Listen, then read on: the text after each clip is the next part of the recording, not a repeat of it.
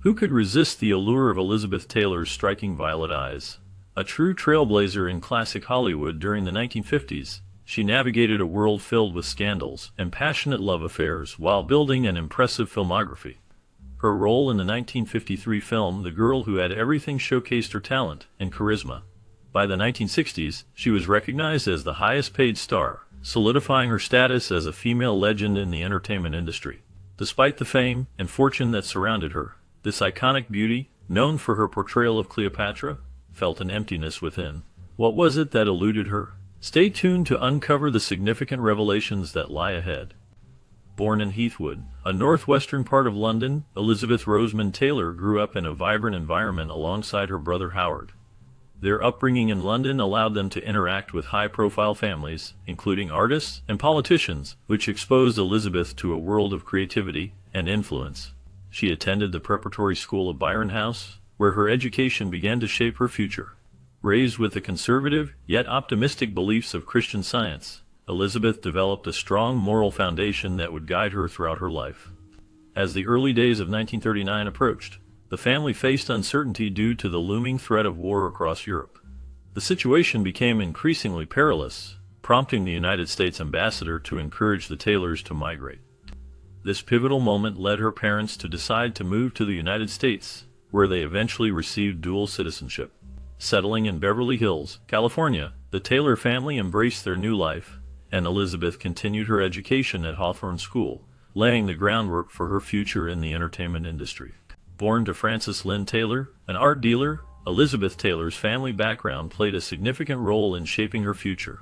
Francis had to close his shop in London, and later reopened his gallery in Los Angeles. This move was crucial, as it placed Elizabeth in an environment rich with artistic influence and opportunity. Her mother, Sarah Southern, was a former stage actress, which further connected Elizabeth to the world of performance and creativity.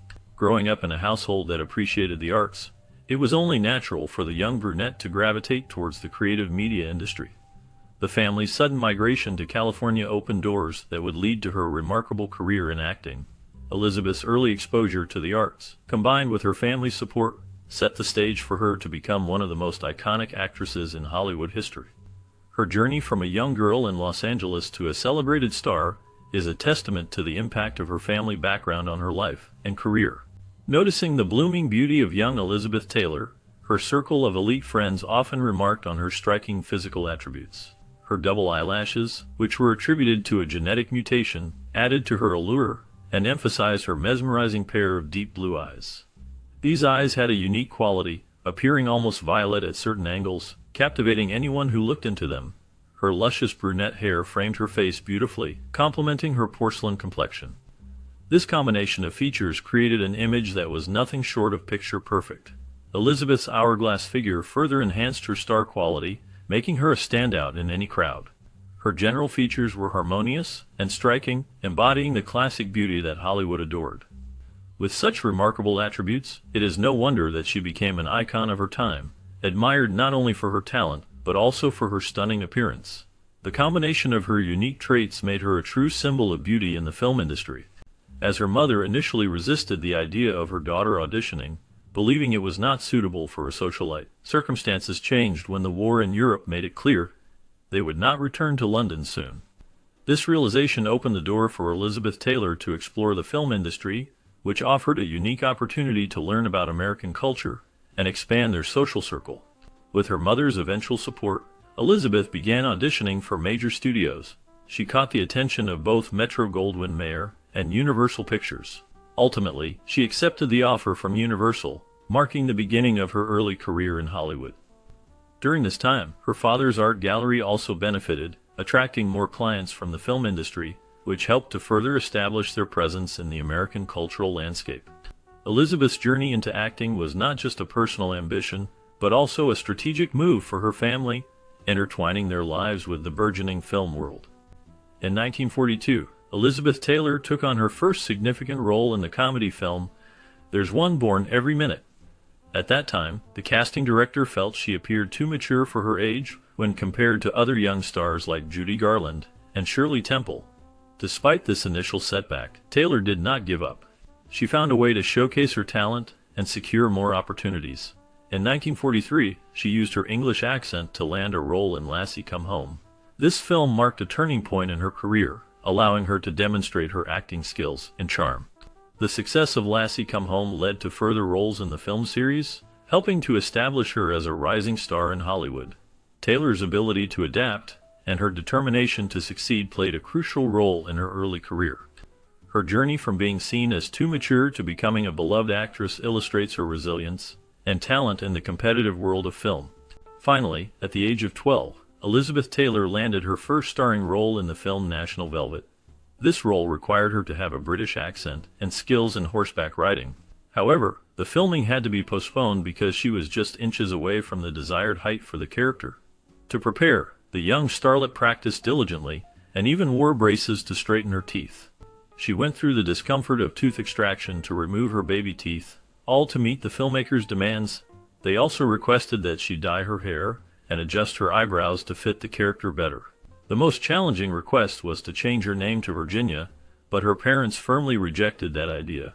Despite all these hurdles and preparations, the effort paid off, as National Velvet became a box office hit, marking a significant breakthrough in her acting career and setting the stage for her future success in Hollywood. Despite her success, the challenges of fame weighed heavily on Elizabeth Taylor. As a child star, she gained recognition in the American film industry, but this came with a price. In an interview, she shared that her childhood felt diminished once she became a celebrity. The pressures of fame forced her to navigate a demanding schedule that included balancing school, practicing, and filming. During her teenage years, the expectations placed on her were immense. MGM crafted an image of her as a glamorous young celebrity who attended parties and dated like any other girl. However, this portrayal did not reflect her true feelings. Behind the scenes, she struggled with the loss of a normal childhood. The constant spotlight and scrutiny made it difficult for her to enjoy the simple pleasures of youth. As she transitioned from a girl to a woman, the weight of her fame continued to shape her experiences and relationships, leaving her to grapple with the complexities of her public persona versus her private self. Then she had her first encounter with classic veteran actor William Powell in the 1947 romantic comedy Life with Father. This film marked a significant moment in her career, showcasing her talent alongside a legendary star. In 1950, she appeared in Father of the Bride, a delightful comedy that further solidified her status as a leading actress. The same year, she starred in the sequel, which continued to capture the hearts of audiences. During this period, the now well-established actress married her love match, hotelier Conrad Hilton Jr. Their wedding was the talk of the town, drawing significant media attention.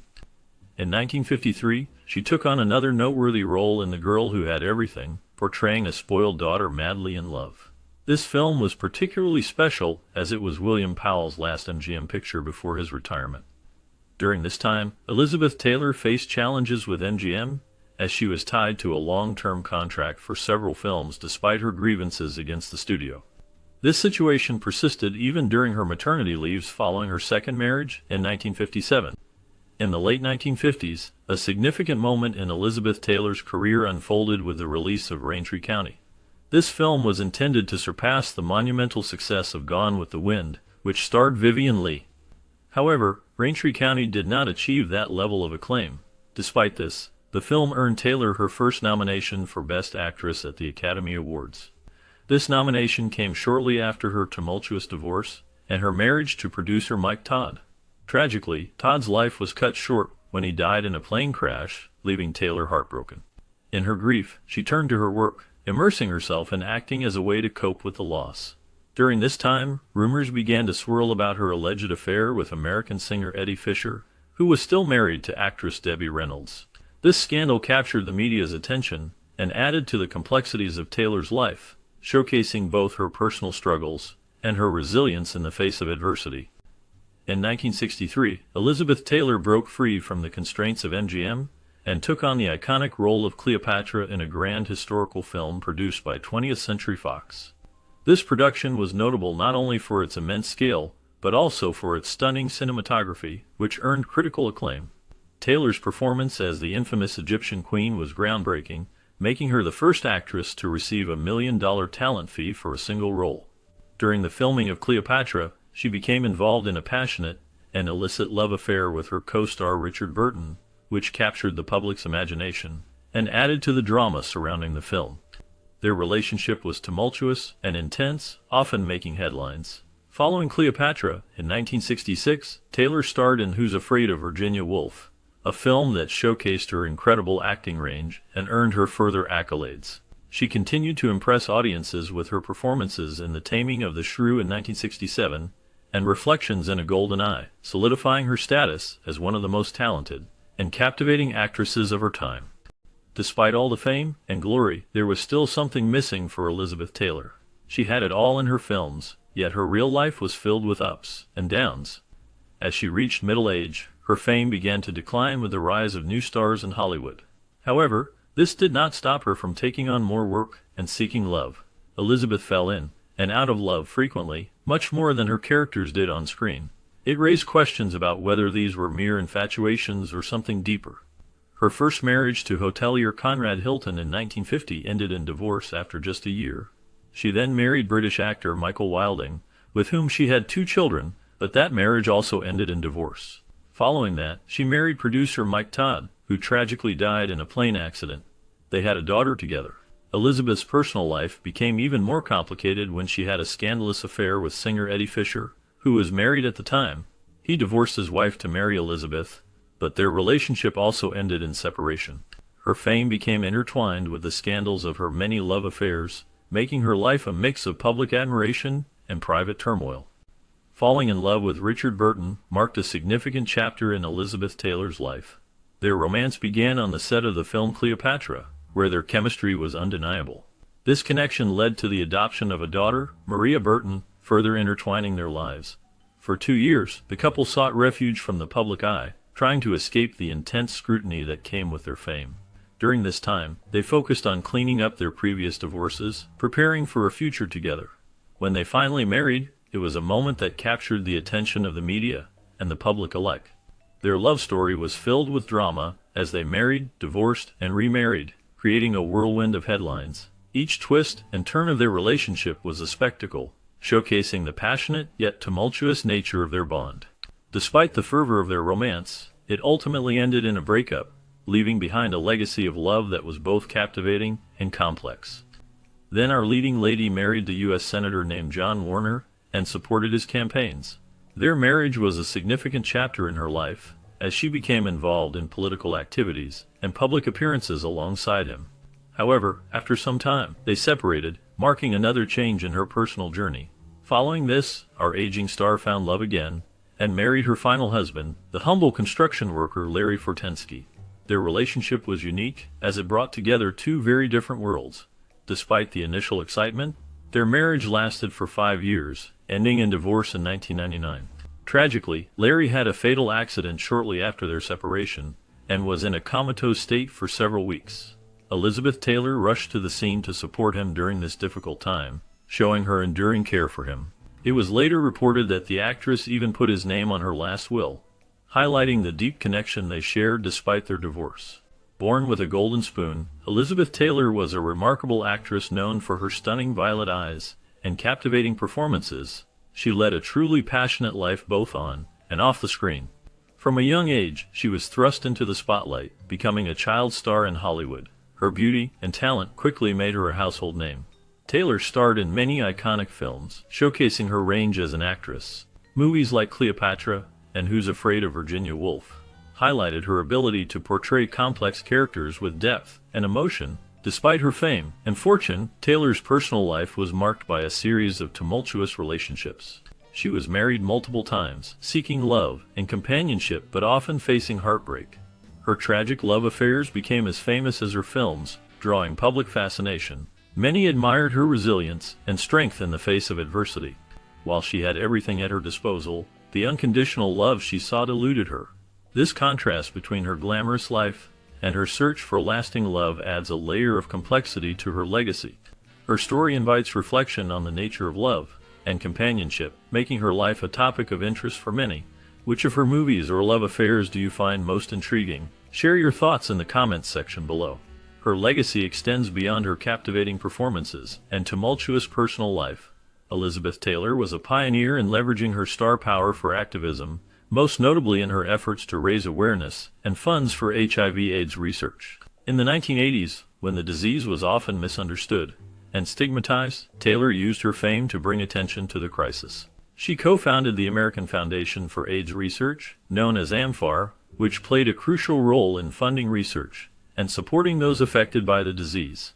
Taylor's commitment did not stop there. She later established the Elizabeth Taylor AIDS Foundation, which continues to provide support and resources for HIV/AIDS initiatives. Her work in this area garnered significant recognition and helped destigmatize the disease, making her a beloved figure in the humanitarian field. Through her efforts, she not only changed perceptions but also inspired others in the entertainment industry to engage in philanthropy. Her impact on both the arts and humanitarian efforts remains profound and enduring. In addition to her acting and activism, Elizabeth Taylor was also a savvy businesswoman. She capitalized on her fame by launching successful fragrance lines, starting with Passion in 1987, which became one of the best-selling celebrity fragrances. This initial success opened the door for her to create more perfumes, including the iconic White Diamonds. This fragrance not only became a staple in many households, but also further solidified her status as a pioneering entrepreneur in the celebrity fragrance industry. Taylor's keen sense of marketing and her ability to connect with her audience allowed her to create products that resonated with fans. Her fragrances were not just about scent. They represented her glamorous lifestyle and personal brand.